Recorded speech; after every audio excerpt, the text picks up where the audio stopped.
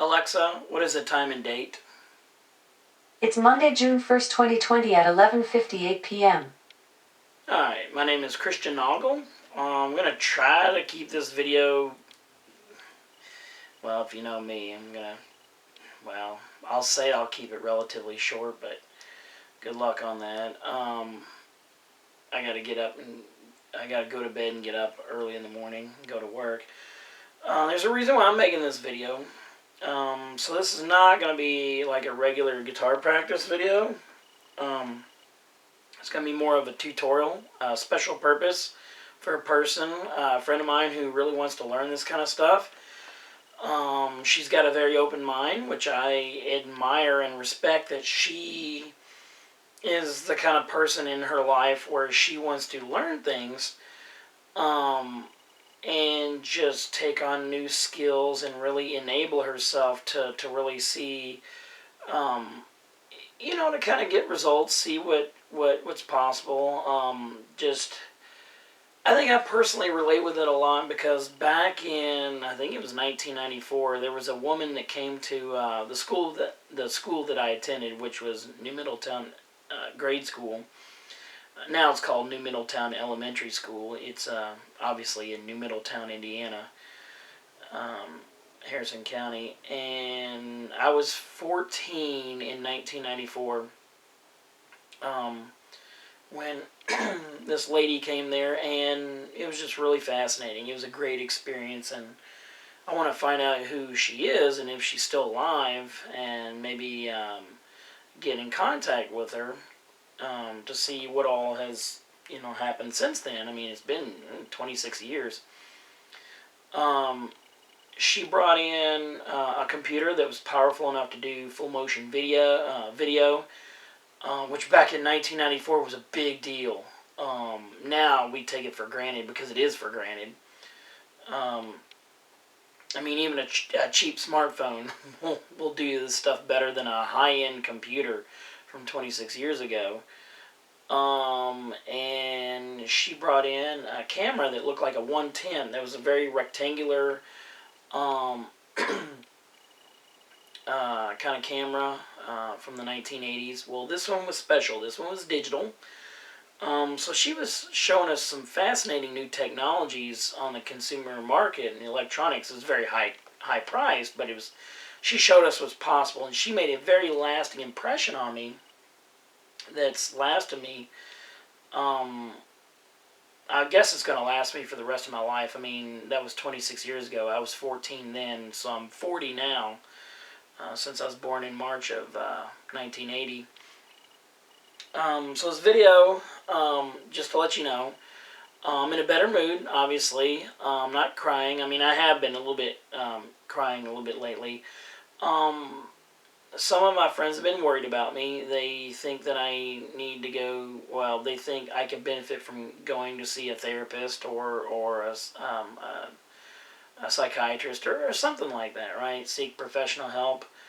They were worried. They were worried that I was depressed and things like that, but I didn't feel depressed. I didn't behave like I was depressed. I was not self-destructive. I was actually undergoing what my opinion is some emotional and psychological growing pains, having some growth spurts in my personal development, and it's really helped me a lot. I'm doing a lot better. Now, why I'm not wearing the suits and ties right now is because, well,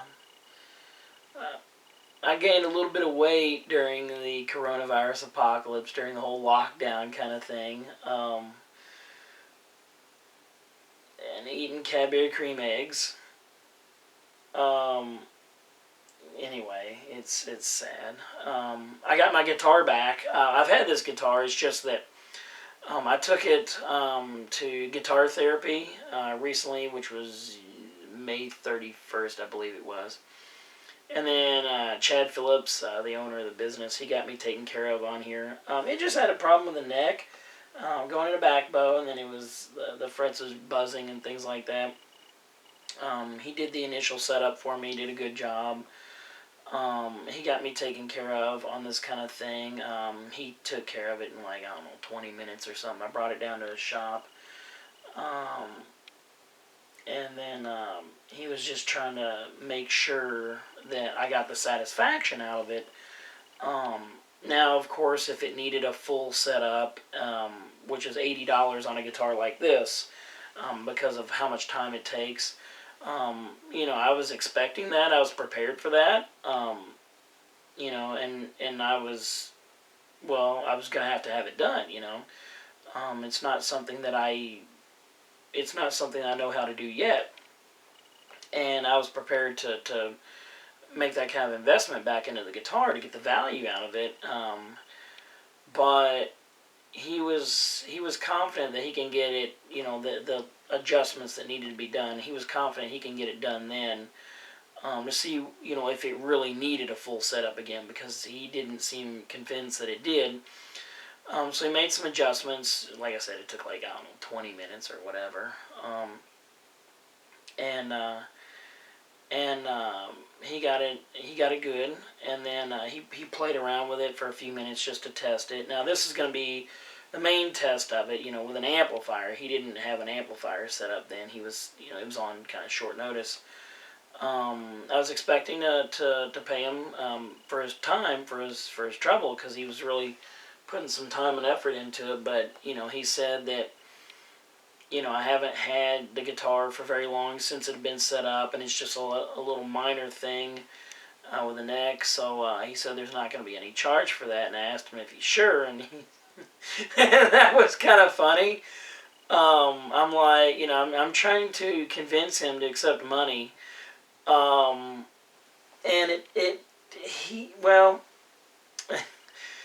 okay, so the first time I offered money, because I figured, he's performing a service, I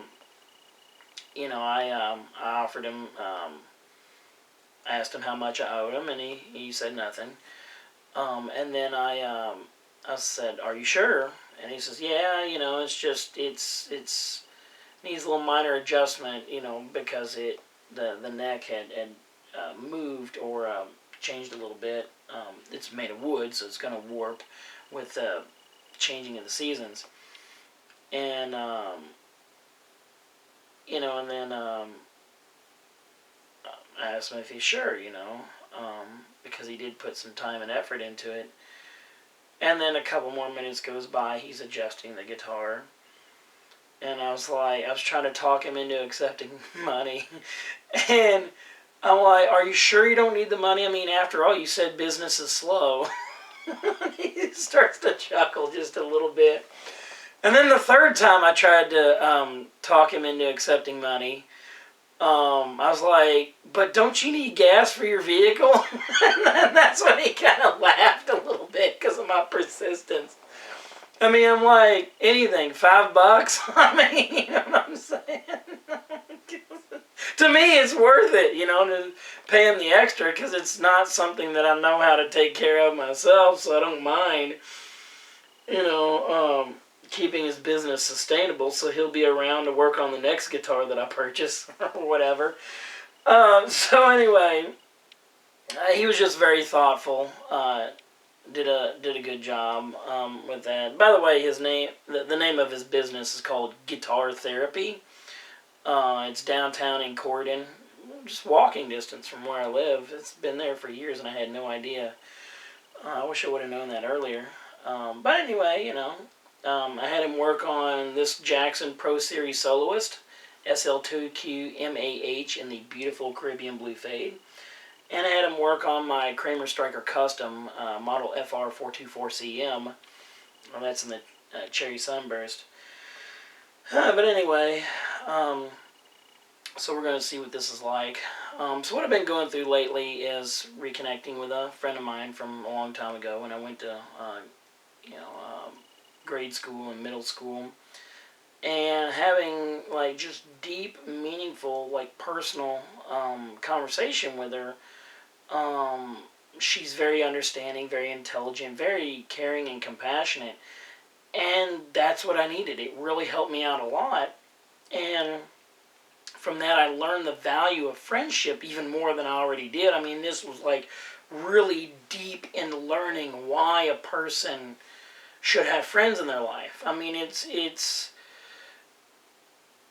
conversations with her, a lot of texting back and forth. It's, and she's somebody that I knew from my childhood, from when we went to school together for 4 years at New Middletown, and just having this conversation with her about things, and just learning, because she's also a teacher at a school. We talk about hobbies, but we would talk, I would really open up about things in my life, and she really helped me a lot. Just having that deep, meaningful, personal communication, very direct, very articulate, being able to have somebody to open up to, for me to open up to, really helped me a lot. I mean, it's really gave me a good start at fixing what's wrong with me in my life. About to get emotional. I recently feel like I've woke up from a type of coma that I've been in all my life. Like a certain type of emotional or personal development coma. And there was a lot of stuff that I did not understand in the mystery of my life. I mean, my life has been such a deep mystery that I did not understand. I mean, there's a lot of things I didn't understand about people's personalities and human interaction, and even though people look up to me, they think I'm like the smartest person on the planet. And the fact is that I'm not. There's still a lot of stuff I have yet to learn. But you can't give up. You have to do the work. You have to learn. Well, think about what happens when you don't learn. I mean, it just causes a lot of problems for people when they don't learn things. And,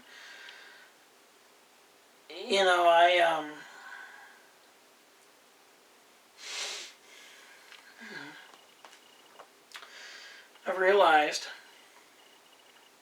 that there are people that have been trying to reach out and connect with me personally. Some of them for decades. Some of them for more than 20 years.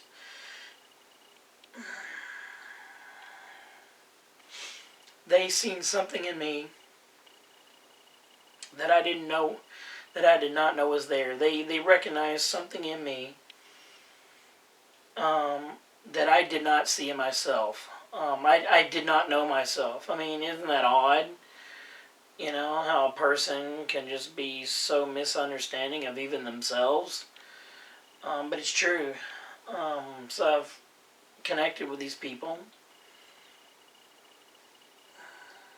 and found out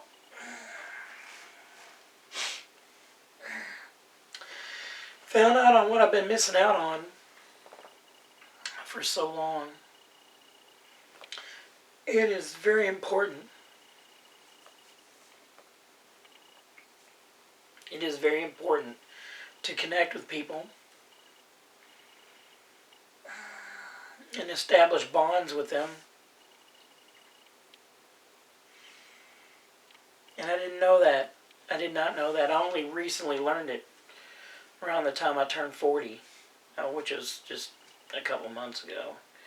Actually, about 3 months ago. And it's just... And all this has really hit me and has caused me to cry so much. So much.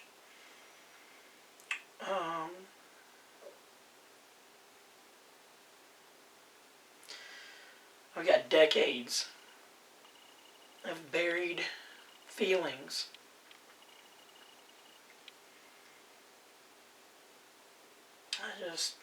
It felt like my life was, it felt like my whole life was a dream.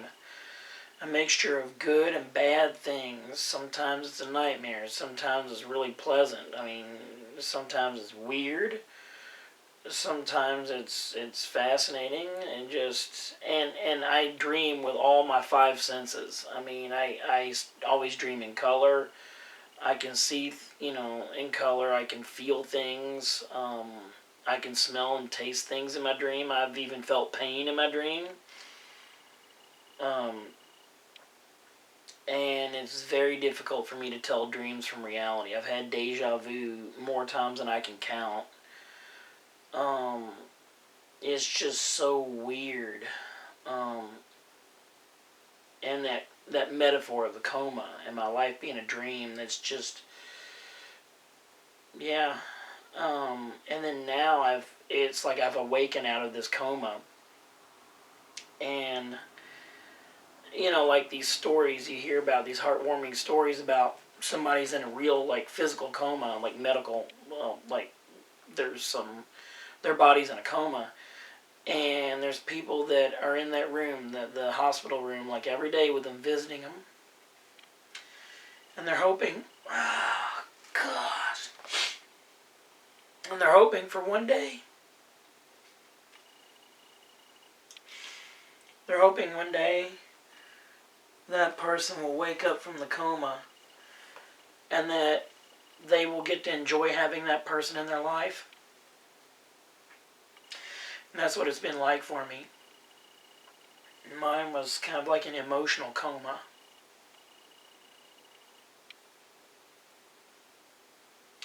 I know I've talked about it in my videos before, being yelled at by my former boss.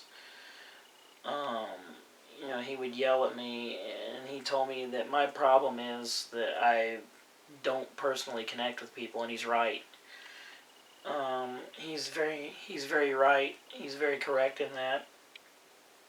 And I know what it sounds like, or how people are going to think about it, but I'm glad that he yelled at me and told me what my problem is, because that enabled it, that made it possible for me to wake up from this metaphorical kind of coma that I've been talking about. And it's really helped me. And then the things that happened to me in 2019, where I'm in the progressive stages of, let's say, waking up from this metaphorical coma, and then in March and April of 2019, having conversations with this female friend of mine that I went to school with back in the early 1990s has really helped me to awaken from that.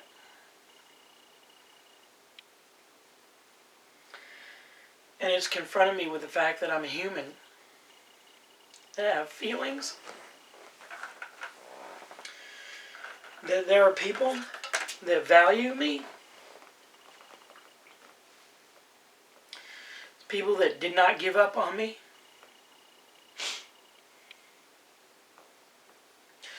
Just like how people don't want to give up on somebody when they're in a coma. God.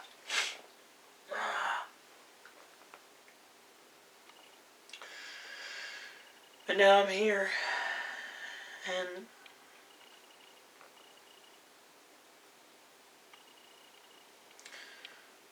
I'm ready to be a part of other people's lives. Oh, gosh.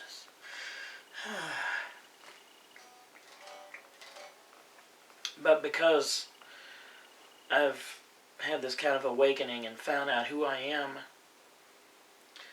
it's helped me to help other people.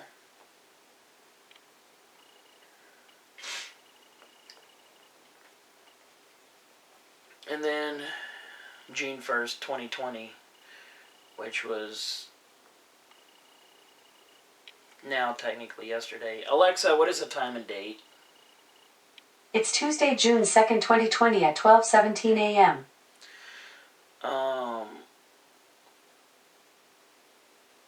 I was able to help a friend of mine, a friend who was in need, because I've learned how to connect with my feelings, and I learned who I am, and learn to look deep within people, to make a personal connection with them and look deep within them.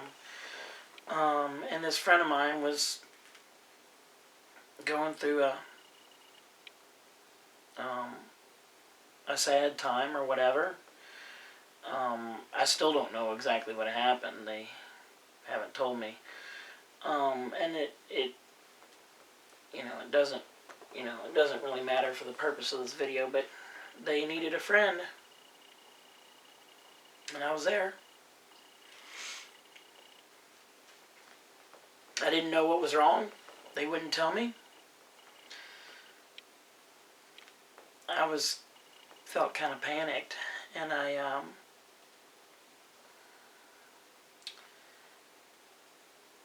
just had a reflex. I did the only thing I really knew how to do, was just try to help them. So I just had this reflex. I just started throwing waves, relentlessly throwing just waves of nurturing compassion in the things that I said to this person. Just doing whatever it takes. And after a matter of hours, they were back to their normal self, and it was great to have them back. I was worried because I was worried because they weren't behaving like their normal, wonderful self. Something was really bothering them, and I did not know what it was. So I had to do what I had to do. Back to their normal, pleasant self, and their humor is back. They're in a good mood like they regularly are, and it was really great to have them back. And then, I've been watching videos about people's personalities and stuff on YouTube lately, and there's a person over in Australia who's a YouTuber, and I was watching her videos, and I really like how she describes and kind of articulates things as she's talking about how people's personalities are. And she says she recommends for people to connect with her and have conversation with her. She's very warm, a very kind of a very heartwarming kind of person. And she recommended, like, in her video for people to send her friend request on Facebook, and I did that. And less than 12 hours later, she accepted it. Me and her had a conversation. She was just wonderful. Very, very warm and friendly and nurturing. And that is yet another thing that's helping me.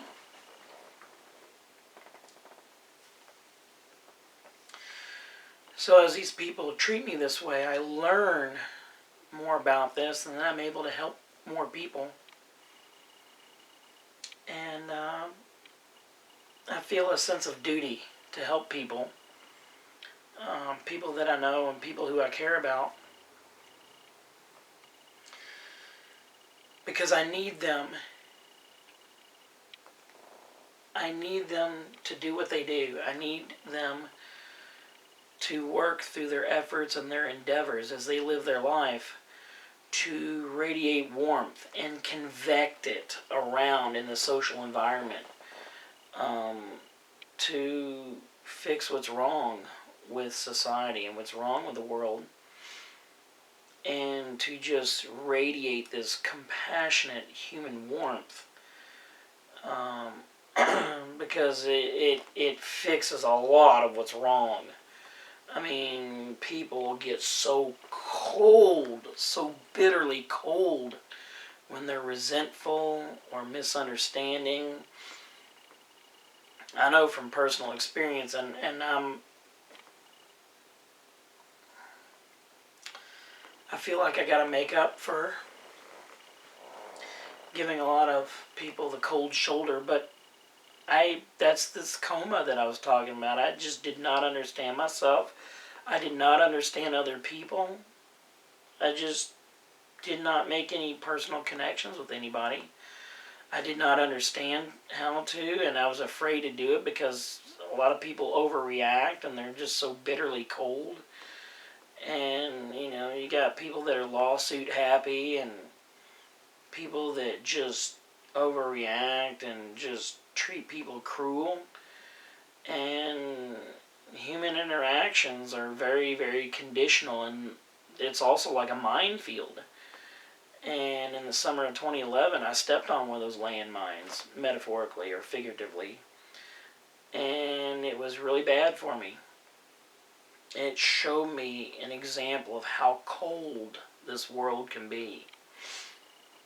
But now, I got some friends of mine that,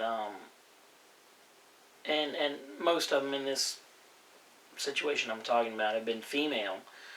Friends of mine who are just very warm and compassionate, and they just, it really brought me back, or actually helped unlock my potential. And because they lead through example, and I see that example, I've learned it. And now I've just become so much more of a warm, friendly person. Which a lot of people like me. A lot of people think my personality is interesting and fascinating, and they think of me as a good guy. They have for a long time, but I look at the way I was, and I see that as not being good enough.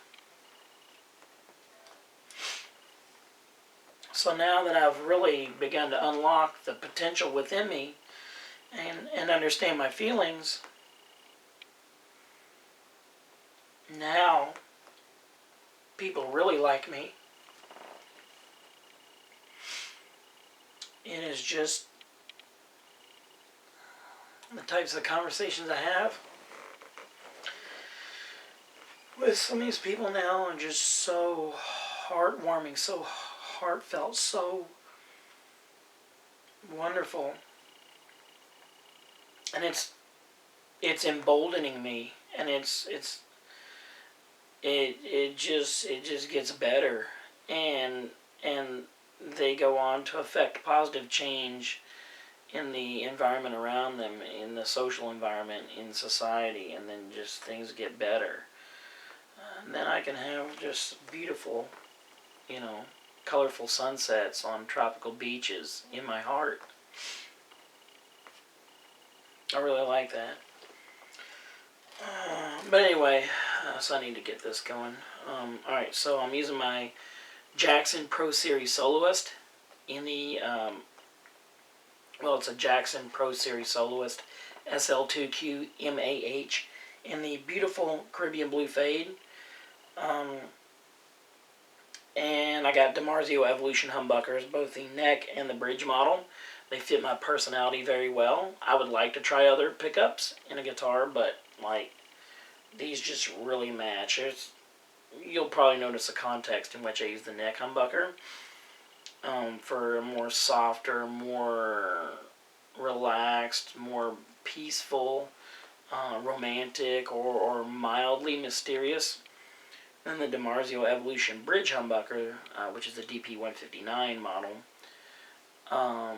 is for more aggressive pursuit at understanding a mystery, trying to grasp it so desperately, or when I'm really kind of worked up in maybe sometimes excitement or whatever, or when I need to compete, like when I need to rise to an occasion, when I need to put a lot more effort to come out on top and succeed.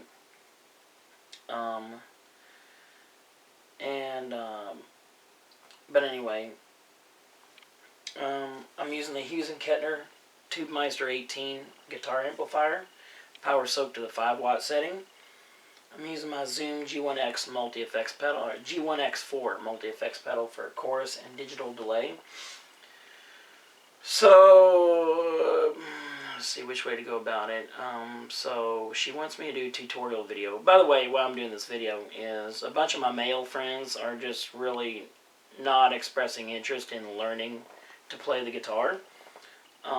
They seem to admire my level of skill, which I've been into the guitar for less than a year. 3 more weeks from now, and it'll be a year since I got back into it. I just play original music. I am not your jukebox. I don't play cover songs. I'd like to, but I just don't focus on that right now. I'm following my heart in music, and it's just, my music is deeply personal to me, and I need you to understand that. It's like a direct, especially when I get really emotionally worked up. Like, sometimes I'll get started up in the music and it starts to be so beautiful and I start crying. It really brings in that emotional, that powerful emotional connection, which is what I like. Like, I mean, it's kind of inconvenient that I have to be crying in order to make the most beautiful music. So when I get emotionally overwhelmed and then just start crying, that's when the music is so heartfelt and it just escalates. And it just, yeah, so like if you see me cry when I'm playing music, don't worry about the way I feel. Just let it happen, because it has to. And just, it's this state of mind when I'm crying, when I'm very emotional. It enables me to more efficiently take what I think and feel and what I visually see in my mind, because I like music and scenery go in a way almost hand in hand. I really try to paint a picture in the listener's mind with music, and this picture also tells a story, a very deeply emotional story, whether it's happy blissfulness or the confusion of a mystery or anything. Just pondering things. And so when I'm crying, there's more of a efficiency of bringing out that which is within me and then playing it through the guitar for you to hear and enjoy and be inspired. So I wish it wasn't like that. I wish I could just be more consciously focused, but I have to go into an emotional state to really energize me, to enable me to make just the most beautiful music that I can aspire to make. Beautifully intricate, melodic, something you feel within you, and then it creates this beautiful imagery in your mind. That's what I strive for. I mean, look at this guitar. Is this guitar ugly? No, it's not. And my friends say this guitar very much represents me. The beautiful, it looks like water. Quilted maple with the deeper blue and the turquoise, and they think literally only of me when they see this guitar. And why shouldn't it be that way? I was literally the first person on YouTube to feature this color, the Caribbean Blue Fade of the Jackson Pro Series Soloist SL2Q MAH. I looked, I searched and searched and searched. Nobody did this color on YouTube until I did it. Everybody else got Winter Storm, which is translucent white, and they especially got it's a burst color. It's Northern Lights, which I really like. I almost bought that guitar.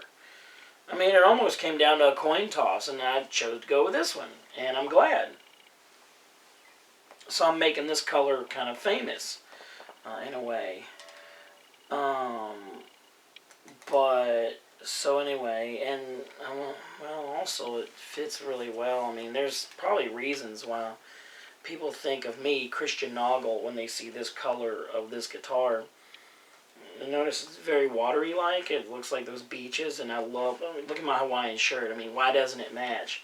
When I look at it from an angle, it looks like this is, some kind of German chocolate cake. There's the layer of icing, and then this is, it's like white icing with like airbrushed on texture or whatever is what it looks like. And sometimes I just feel like taking a bite out of this guitar. Well, not literally, but it does look like it's a slab of cake that's been cut into the shape of the guitar. It's really nice. And I notice it's very much water themed. I love tropical beaches, I talked about. But I'm also a Pisces, born on March 4th. And Pisces is a water sign, the fish. It just, and maybe my friends knew that, to some extent. So yeah, it fits me well. So anyway, I've offered to give guitar lessons to like a lot of my friends, but only one of them is actually wanting to learn this kind of stuff. So my guy friends don't seem to want to learn this stuff, but one of my female friends actually does. And she's somebody that I actually like. I admire and respect her, and relate with her. I mean, she loves to learn, and I think that's very good. With that mindset, that outlook, that ambition, I think as a person, her personal character development, and as she lives her life, I think she has a potential to be a very wonderful and valuable person in people's lives. So even though she thinks very highly of me because I've been a source of inspiration, and that's fine, because I've been inspired by people, throughout my life. Like I mentioned, that lady that brought in all this computer technology back in 1994, and then the musical style of Steve Vai, which I really, really love. And then I was a kid in the 1980s, so that was really nice, soaking up all that popular culture. But this female friend of mine, even though she looks up to me and says she's fascinated with like how my mind works, and that's fine. I mean, I get it. I understand. I mean, I'm fascinated with other people. It just naturally happens. I mean, people are like that. They encounter people in their life that they learn things from, and it affects them positively, and that's really good. But it's going to have to be people like her that carry on these learning lessons and these capabilities, on into the future. People have to influence other people. Now, it has to be a very positive, a very healthy, and practical kind of influence, in order to just perpetuate the happiness, the constructive and positive types of what type of future we'd like to enjoy, like as a species. People have to work toward that, and that's fine. If she wants to do that kind of stuff, I think that's great. I'm glad that. I don't feel like there's enough people in the world that want to improve themselves and their capabilities in order to affect positive change in the world. And I admire her for that. So, anyway, yeah, I know I need to, gosh, it's 12:38. Oh, man, I'm going to have to, alright, so, alright, got the guitar amplifier warmed up. Let's get this. I'm going to start with the neck humbucker because I really like its sound. That's a DiMarzio Evolution neck humbucker DP158 model. Alright. And, so, she said she wanted to learn string bending. Okay. And I used to play on an acoustic, back in my mid-teens. In 1995, yeah. Especially the first 5 months. The only guitar I could really play on was my dad's Yamaha acoustic, which is what my sister has now. And then in July of 1995, my dad got me an electric guitar. It was a Peavey. I still have it. I need to put it back together. I was stripping the finish off of it and found out there's a wood veneer on there, which is actually not bad. And I had one of these pickups put in there. So right now on this guitar, this is the third time I've bought this pickup because I like it that much. So I've had it in 3 guitars. Well, bought it 3 times, put it in 3 guitars. Anyway, string bending, yeah, it's possible on an acoustic. It's not practical, it's not comfortable. And you know, that's not the type of music you play on an acoustic. But she wants to learn string bending. We can learn, or we can teach that. That's fine. I mean, I can teach it, she can learn it. And then also, I'll recommend some more guitar tutorial videos from other people on YouTube. People that I've actually learned from. That'll help her out. But, you know, she wants to learn. She wants to learn from me. I like to teach. I like to... Yeah, so anyway, alright, string bending. You want an electric guitar, solid body, preferably. This kind of guitar is like a shred guitar, so like what a shred...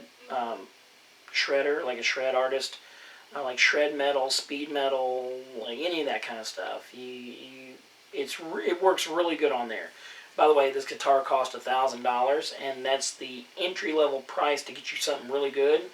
Next time I buy another guitar, I might move up to the $1,500 or maybe $2,000 price point, because you get a better neck, it's better reinforced, it's more stable under different humidity levels and different temperatures, and it really helps you out when you're playing at gigs, especially when you got a floating tremolo, like a Floyd Rose style like this. You're not paying for the brand name, unless it's Gibson. They're really having a lot of trouble in recent years. You're paying for the quality in which it is engineered. $400 guitars, you can get you a Floyd Rose and get you humbuckers, 24 fret, but you don't get a through-the-body neck like I like. And don't worry about breaking off a through-the-body neck, like if the guitar falls out of the stand and breaks the neck off. Don't worry about that. I used to worry about it. Don't worry about it. Here's why. Because if the neck breaks off, you saw off the rest of it. You have a luthier saw off the rest of it. Round out this area here, create a pocket. You can either convert it to a set neck where it's glued in like a Gibson guitar, or you can convert it to like a bolt-on neck like a lot of other guitars. You still keep the body. You've not wasted your investment. Obviously, yeah, you got to get you a different neck, but that's it. You know, there's nothing to be afraid of. Anyway, okay, so string bending. Alright, purpose of string bending. You can create some beautiful music that is so emotionally powerful. It can just pull the tears right out of your face.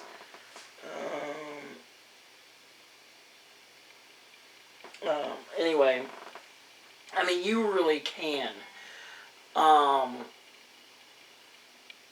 We humans are very sensitive to changes in pitch and tone and things like that. Our hearing range is from 20 hertz at the lowest for average human hearing range on up to 20 kilohertz.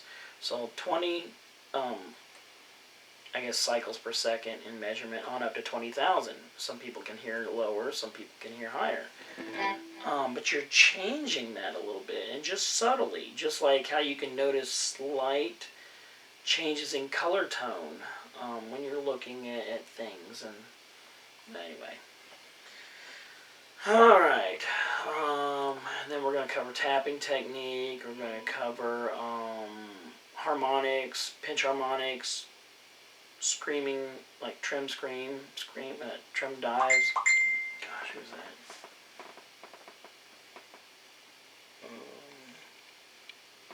Communication pad. Oh, somebody else. Alright. So then there's also, you'll want to play in scales and modes, not chords. You can actually bend chords, and it's kind of interesting.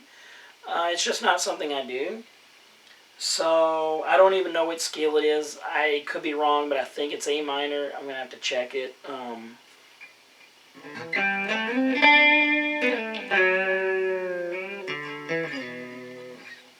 String bends, yeah. Got to work it in there.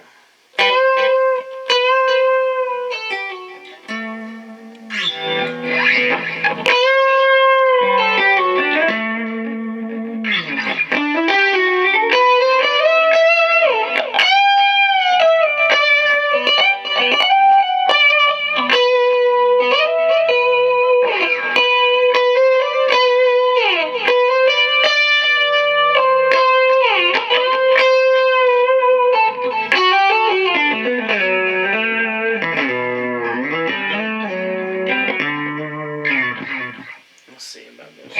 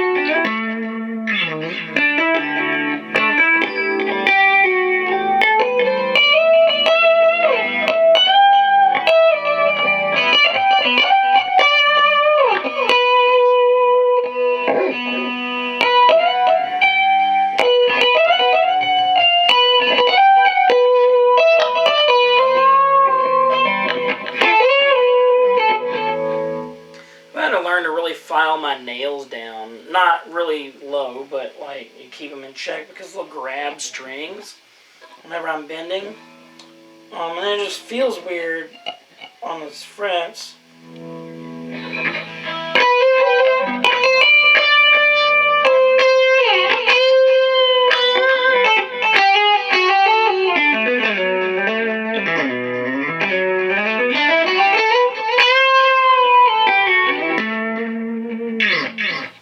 Put it on the lead channel.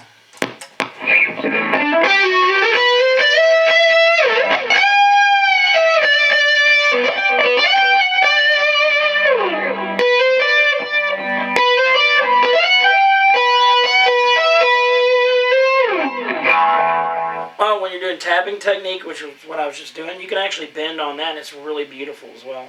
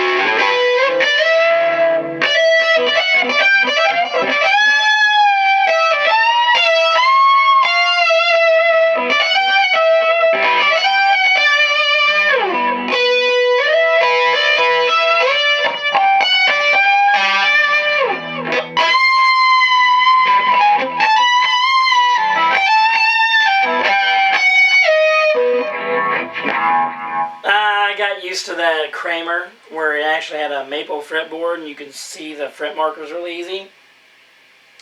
I'm back to the Jackson, which has the ebony fretboard, which I gotta get used to again.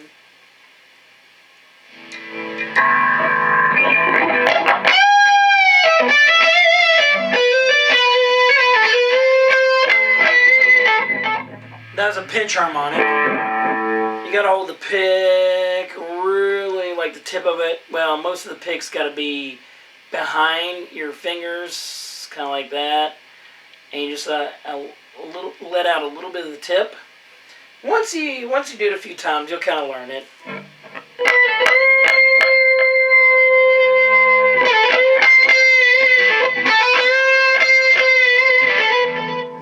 So you're plucking that string and then you're touching it with part of your finger and it's just creating a harmonic.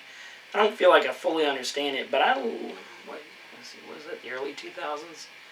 When I learned how to do that, yeah, I did a lot of it in 2003. You gotta learn these techniques when you got a guitar that does not have a tremolo in it.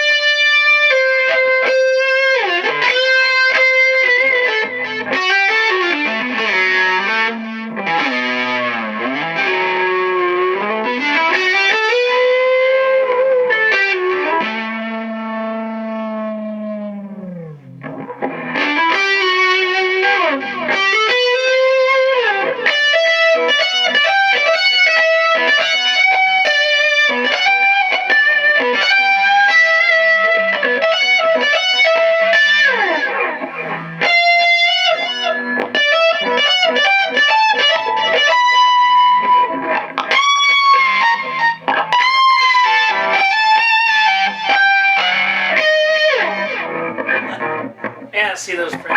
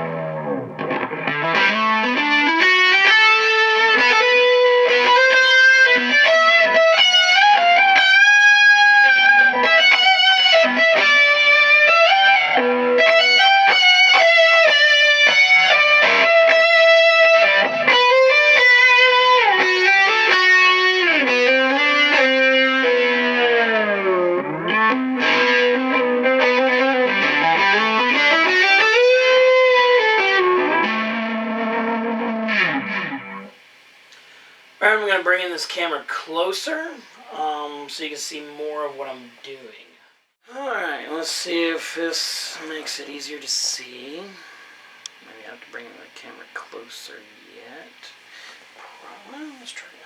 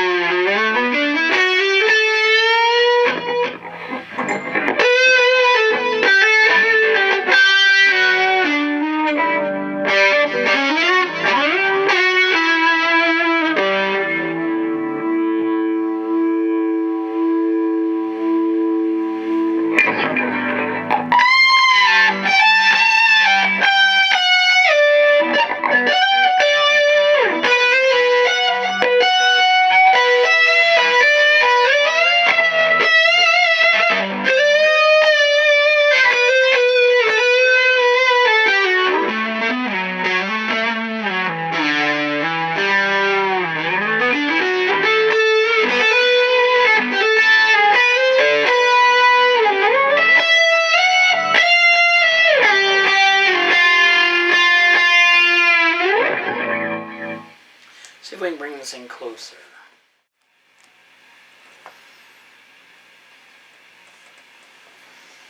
Okay.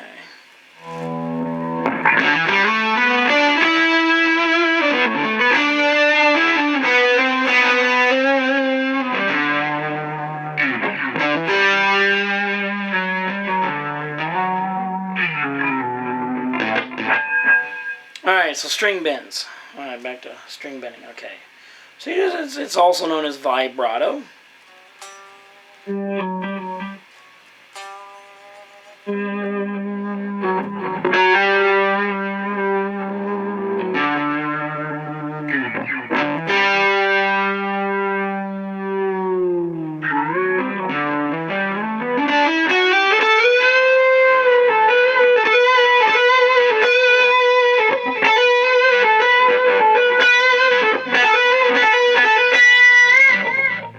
That was a pinch harmonic, by the way, and so you can hear those harmonics better. I'm going to switch to the DiMarzio Evolution bridge humbucker. Much better harmonics. Your harmonics are like fluorescent on that kind of pickup.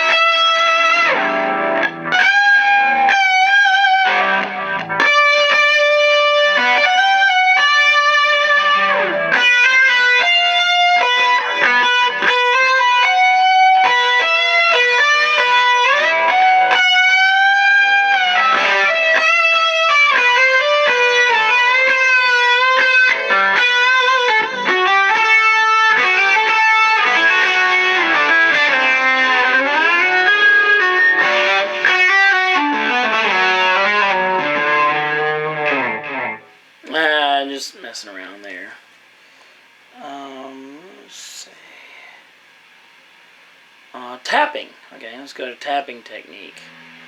It's something that was a mystery to me for 20 years, since 2000 or 99 or whatever. I just recently started learning it in 2020. You gotta understand the purpose of tapping, or the principle that it operates on.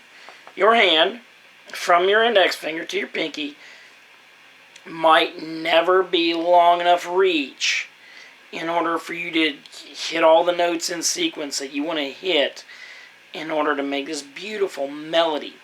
Now you see, my reach is not all that great. Like,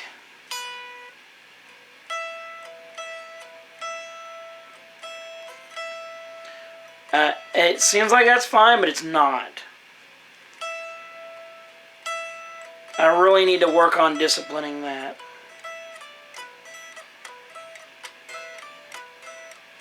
I cannot consistently do it. Part of it, look at my pinky finger on my left hand compared to on my right. This one is crooked. This one is jammed. It's happening, what, 95 or 96? 1995 or 1996. I was in gym class at Cordon. Depends on if it's middle school or high school. Well, anyway, this ball was coming at me, and I went to go pick it up, and it like hit me right there in the tip of my pinky and jammed it back and messed it up. That's a hand that I fret with on the guitar. That's bad. So I've really had to rely on tapping technique, which is fine. It gave me, an avenue, or actually an incentive to learn. So I've learned from watching tutorial videos on YouTube about you want to go in notes of 3 or 4.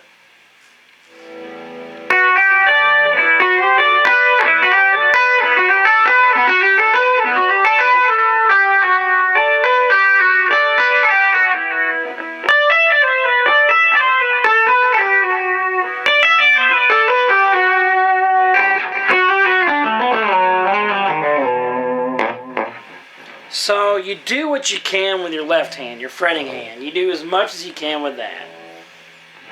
And then what you cannot get accomplished with that, you do, it's best, I developed my callus on my middle finger, the tip of my middle finger on my right hand, right around here. I'm not trying to flip you the finger. If you look, there's a few other fingers that are up there. But anyway, it's that right there. And that's where I touch the string so often that it developed a callus. The next finger I'm going to do it on is the ring finger there. It's great to tap with those two. And it's actually kind of, well...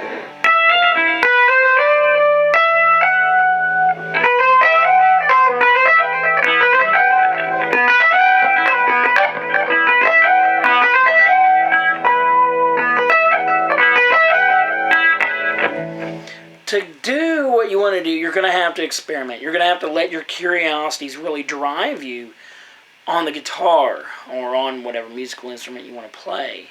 That's what I've been doing. I've been experimenting, and sometimes I suck, to be quite honest, but that's part of the learning process.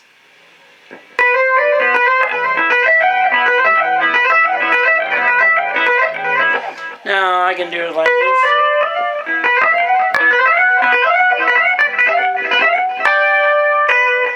It all depends on what results you want to achieve.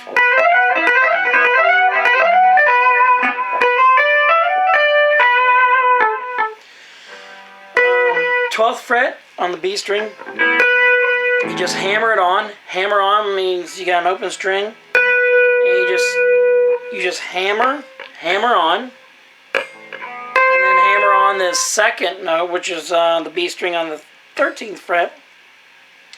Third note. And this is in the scale that I'm using. There's all kind of different scales and modes. It all depends, and key signatures, it all depends on what mood you need to articulate from you to your audience.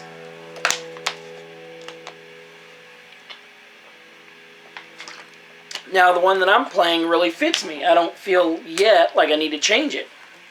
I'm still trying to explore it and see what I can learn. So B string, B notes are very important in like what I play. Like you'll do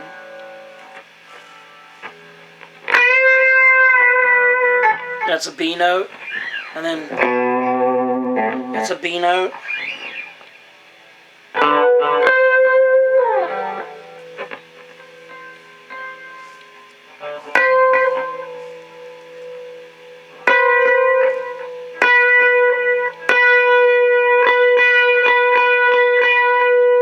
Same note, different strings, different frets. B string of the 12th fret, that starts a new octave. G string on the 13, 14, 15, 16th fret.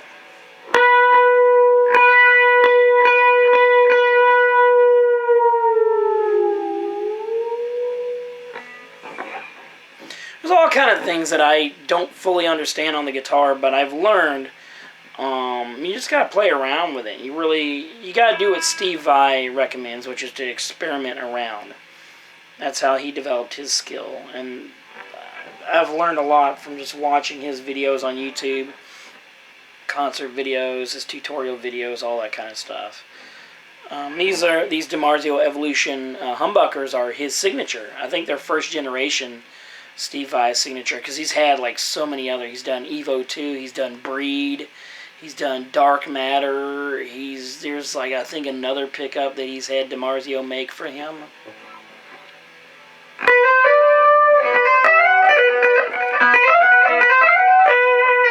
So hammer on the 12th fret on the B string, then 13th fret on the B string, and then 15th fret on the B string, and then 17th fret on the B string. You can hit it with your middle finger, just tap it, and then slide that up to the 17th fret.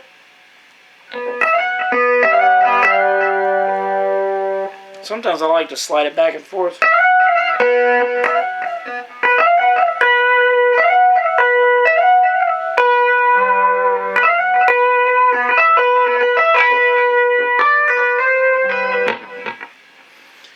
Let's see what else.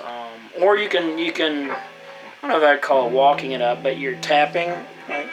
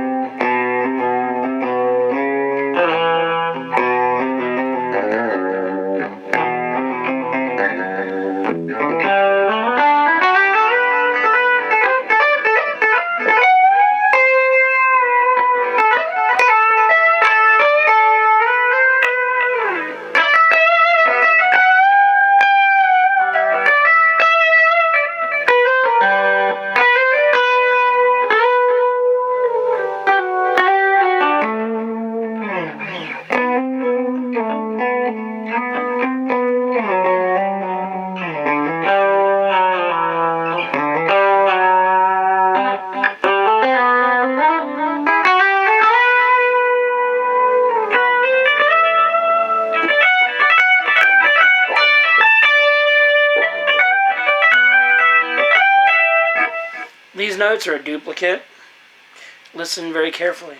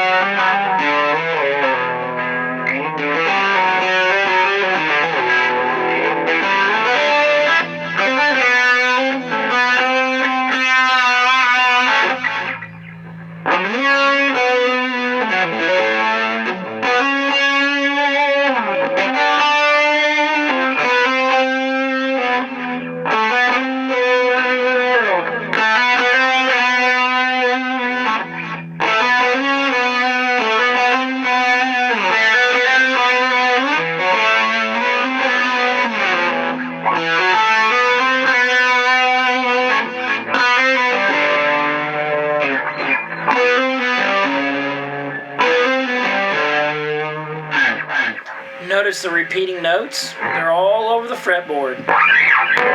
Harmonics are that way too. Check this out. G string above the, I think it's the 5th fret.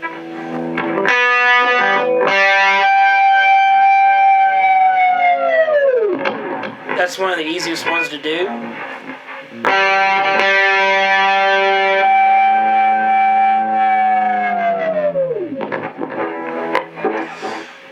They exist on other frets.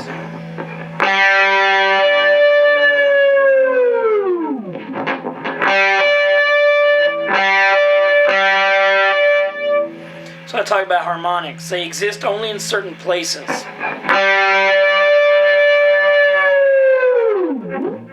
It's easiest to get them on the G string. Some more friends hit me up on Messenger.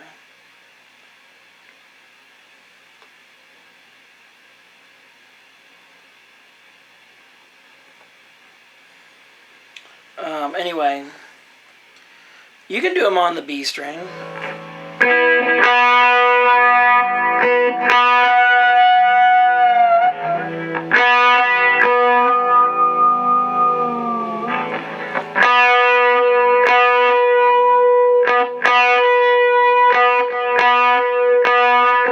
Here's how you find them.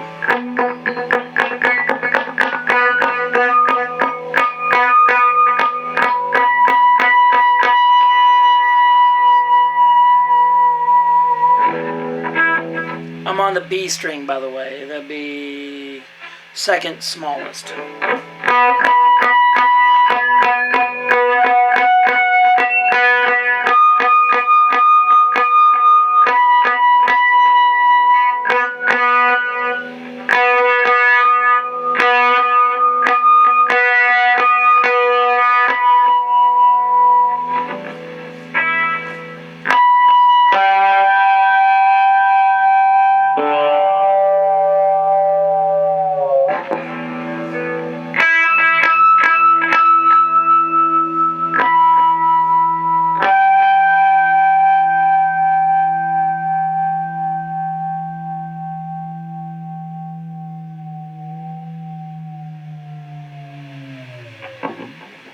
So interesting, isn't it?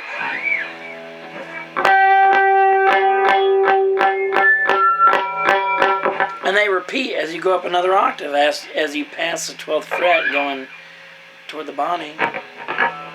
And I believe, if I'm correct, I believe they're in the same place, the same number, same fret. Well, so open string, 12 frets higher is another octave.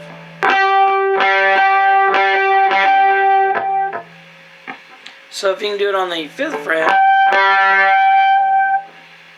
then you do it on the 17th fret.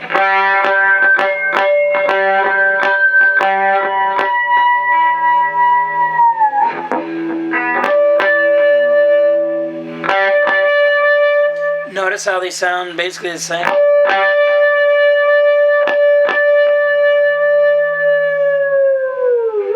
So that's what trim screaming is about, is you just create a harmonic and then you control it with a whammy bar.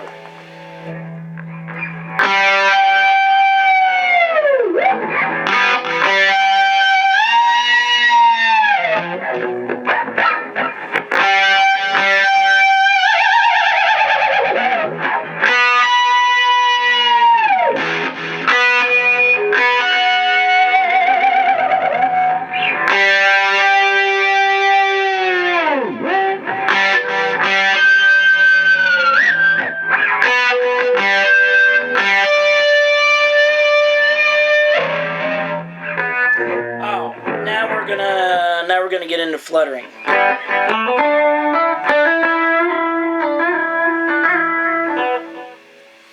Bring this camera over a little bit. So it's best to have you a whammy bar.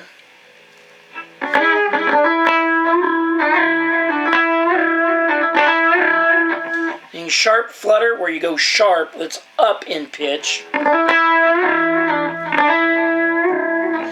You just touch the bar and slide off of it ever so, well, you can do it as gentle or as aggressive as you want.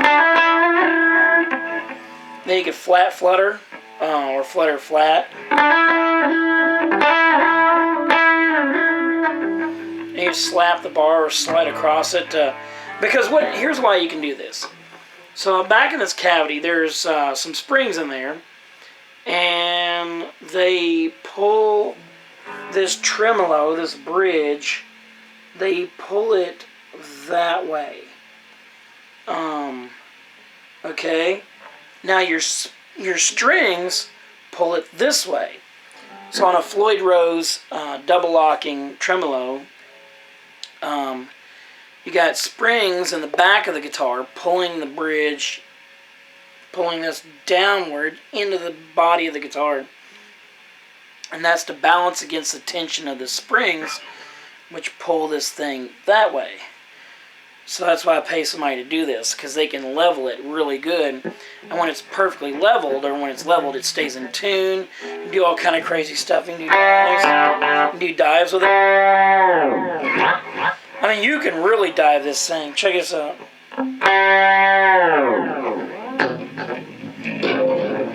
You can put your fingers behind the strings. My whole finger is underneath these strings. Or you can pull back on it.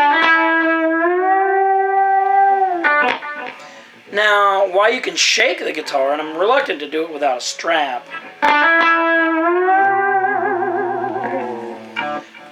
you can do that. You can yo-yo the guitar.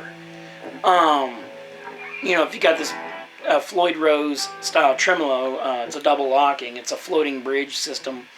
The reason why you can do that is because the tension between the springs and the body of the guitar and the strings is greater than the weight of the guitar.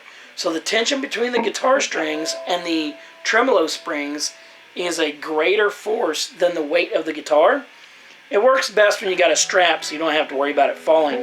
Because you can just grab that bar and you can just yo-yo and just almost like slam the guitar in the air. And if it's set up properly, it will not go out of tune.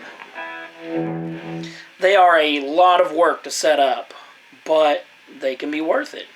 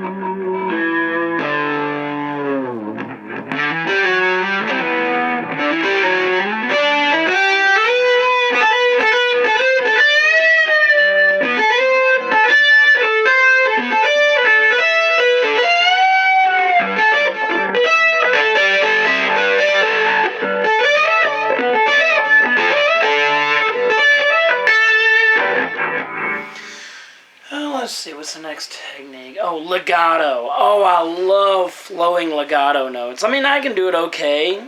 Steve Vai does it really good. He will just walk his fingers up the fretboard. It's almost like running in place what he does. Oh, it's amazing. He started doing it in the early 2000s, at least that I've noticed, like based on his concert videos. Legato, smooth flowing.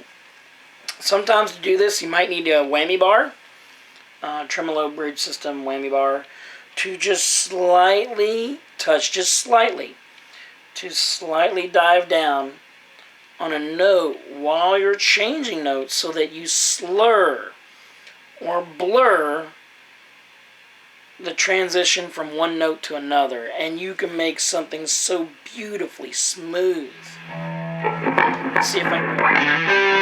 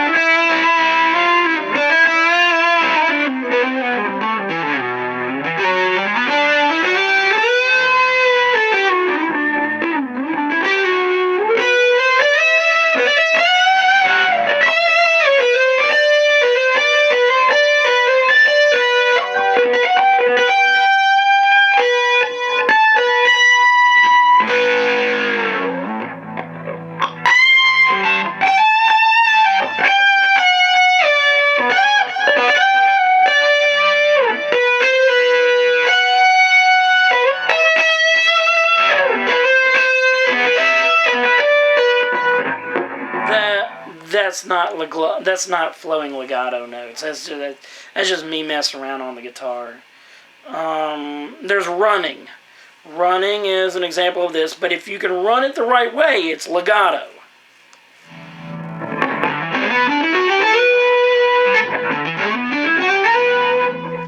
Notice when the notes kind of blur together and sound smoother transition, that's an example of achieving legato.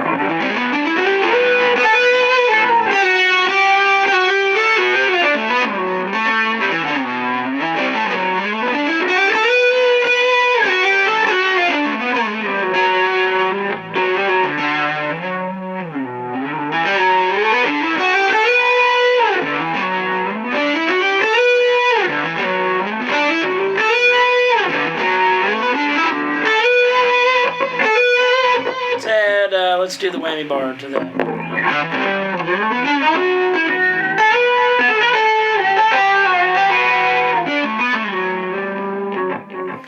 And sometimes you have to slide the string, your fingers across the string.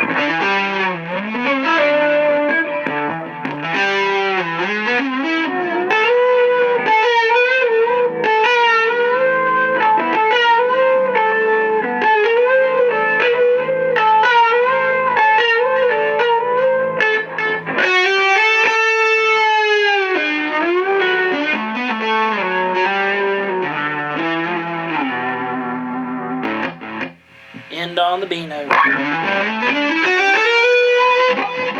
Now, example of staccato.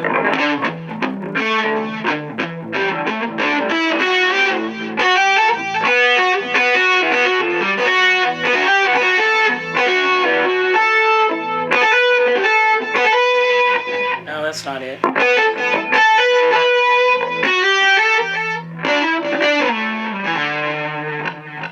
I don't even like to do staccato, so I'm not even doing it well because I don't like it.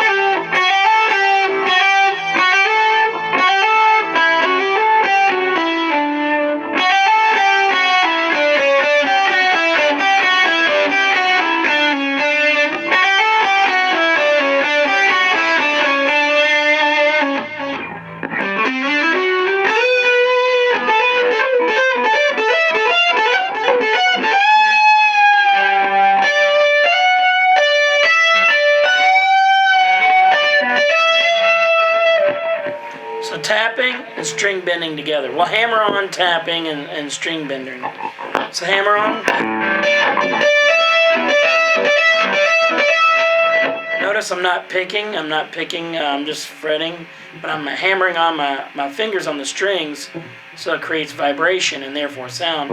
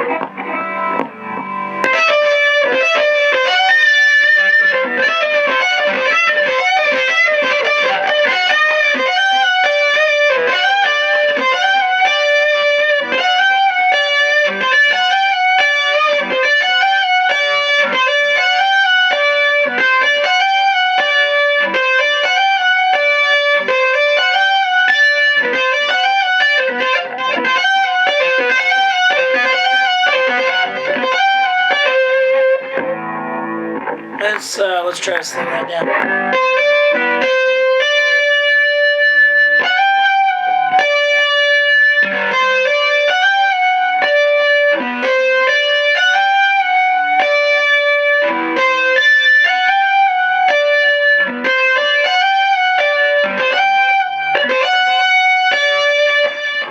So B string, 13th fret. B string, 15th fret. B string, I believe on the 19th fret. B string on the...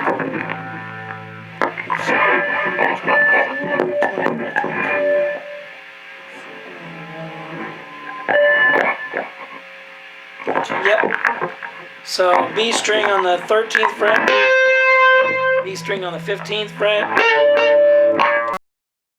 B string on the fret.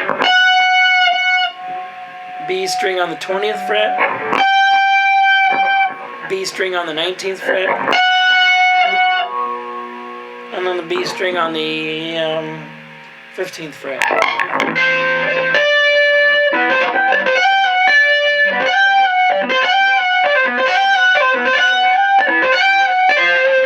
And you can even let it go open B as well.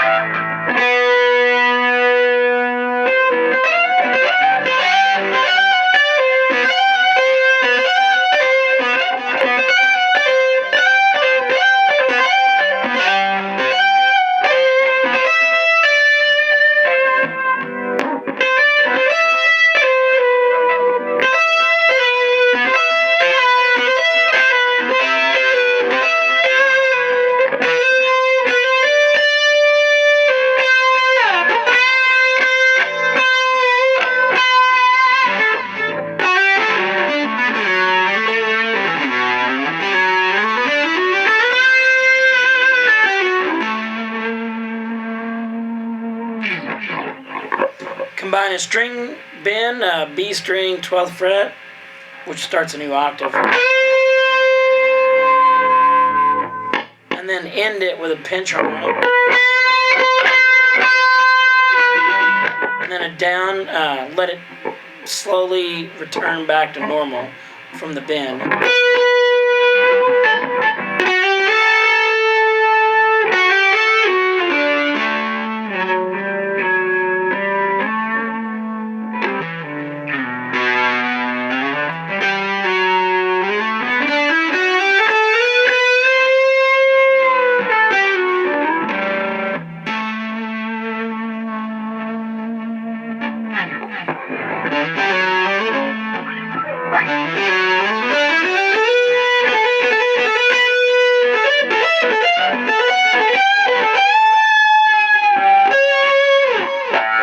Another thing about tapping is it can buy you time. When you're getting a note out of this here, it buys you time to move your hand into a position to do another note in the sequence you want.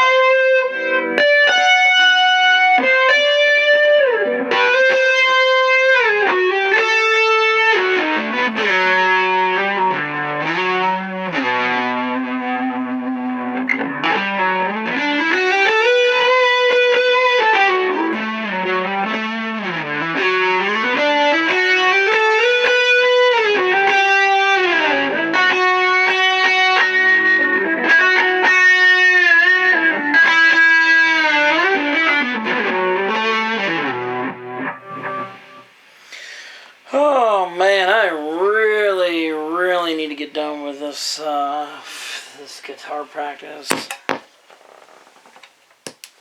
Alexa, what is the time and date? This might answer your question. It's Tuesday, June 2nd, 2020 at 1:35 a.m. Yeah, probably should be getting up at 6 a.m. Probably 6:30. Gosh, if I get up at 7, that'll give me a little over 5 hours of sleep. Oh, man.